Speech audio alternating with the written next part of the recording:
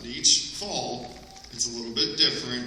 And then within that pattern, there's a recurring cycle. So this year, we're at about 52 days. So that means today's weather is pretty much equivalent to what we saw 52 days ago. And today's weather is equivalent to what we're going to see 52 days from now. But you have to take it into a seasonal change. So most likely 52 days from now, we're going to have showers and thunderstorms and cooler temperatures working in instead of sleet and snow.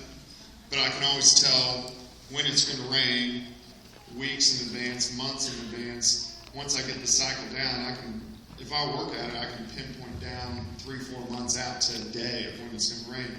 And I always post it on my blog, and I already have the exact severe weather events all the way through April and May into June when I think we'll have severe weather.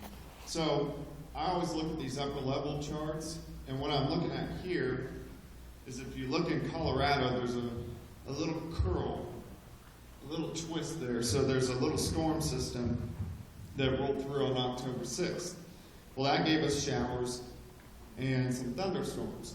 And then if we go about 52 days later, that map and this map look almost identical. We still had that little twist there in Colorado. So that was the same system coming back through. About 52 days later, January 13th, the jet stream was much stronger. So that system dug much farther south. So January 13th, that gave us a little ice storm. We had about 1/4 to 1/2 inch of freezing rain. 52 days later, March 9th, the same system out there, which was a week and a half ago, and it gave us thunderstorms last weekend. So you can match it up, and you can take any 52-day period. Who remembers Hurricane Sandy? From Superstorm Sandy? It occurred on Halloween. So if you look right here, you can see the big storm, the big circle across the New England. You go 52 days later, December 22nd, it matches perfectly. So 52 days later, we didn't have the hurricane, but we still have the storm system. So I can always find it exactly when it's going to repeat. So this cycle will last into the summer, and then the new cycle will begin.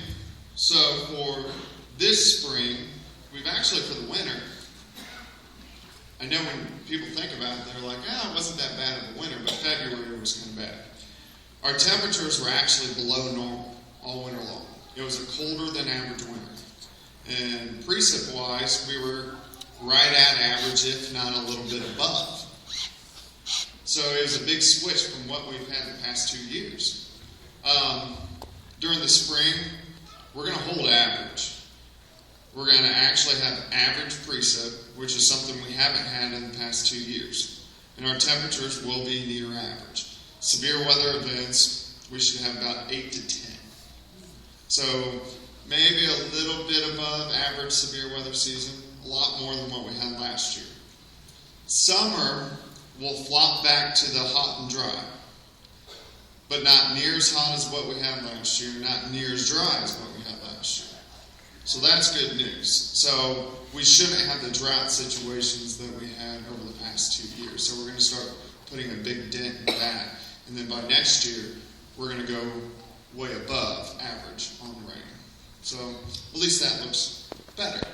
All right, we're going to bring up, is it Danny?